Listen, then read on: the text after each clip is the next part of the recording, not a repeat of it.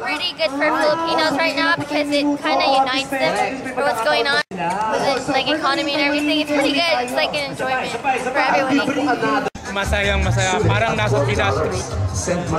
To tell you frankly, nagitla kami nung nakita namin. Ganun pala, parang nasa Pilipinas, punong-puno ng Pinoy at Pinay. Talagang malilimutan ang lahat ng problema nandito. So many people, man. Like, everybody's having fun. It's my first time actually seeing a concert like this. It's pretty cool. It's very hot, but we're having fun. We're waiting for for John Lloyd.